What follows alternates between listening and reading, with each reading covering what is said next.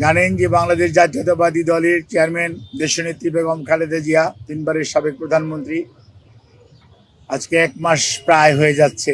23শে November, আজকে 19শে December যাবৎ ever care হসপিটালে উনি চিকিৎসাধীন আছেন। এবং আলহামদুলিল্লাহ, কালকে আপনাদেরকে আমি বলেছিলাম আপনাদের প্রশ্নের উত্তরে যে ওনার শারীরিক অবস্থা আপনাদের দোয়ায়, আল্লাহ রাব্বুল আলামিনের রহমতে ওনার শারীরিক অবস্থা যে কোনো গত 1 মাসের মধ্যে এখন বেশ স্থিতিশীল আছে। এবং উনি আজকেও ওনার একটা ছোট প্রসিডিউর করা হয়েছে ওটিতে নিয়ে, এবং সেটিও উনি অত্যন্ত সফলভাবে উনি সেটি গ্রহণ করতে পেরেছেন। অর্থাৎ প্রসিডিউরটা সুন্দরভাবে করা হয়েছে এবং উনি এখন ওনার সিসিইউতে যে ক্রিটিক্যাল কেয়ার ইউনিট, ওখানে উনি আইসিইউয়ের যে ব্যবস্থা, সেই ব্যবস্থা সম্বলিত কেবিনে উনি চিকিৎসাধীন আছেন।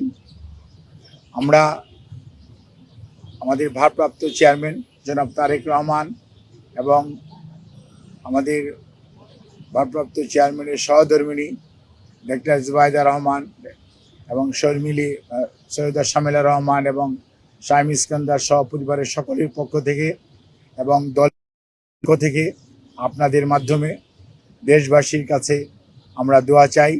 যেমন কীভাবে দেশনেত্রী বেগম খালেদা জিয়া মেডিকেল বোর্ডের অধীন যে চিকিৎসা, দেশি বিদেশি চিকিৎসকদের সমন্বয়ে গঠিত যে মেডিকেল বোর্ড, সেই মেডিকেল বোর্ডের চিকিৎসা যেভাবে উনি নিতে পারছেন, সেটি যাতে আল্লাহ রাব্বুল আলামিন ওনাকে অব্যাহত রাখার তৌফিক দান করেন এবং এখনকার যে অবস্থা আছে এই অবস্থা যাতে আরও সুস্থতার দিকে ওনাকে নিয়ে যেতে পারেন, সেই দোয়া চেয়ে আমি আমার বক্তব্য এখানে শেষ করছি।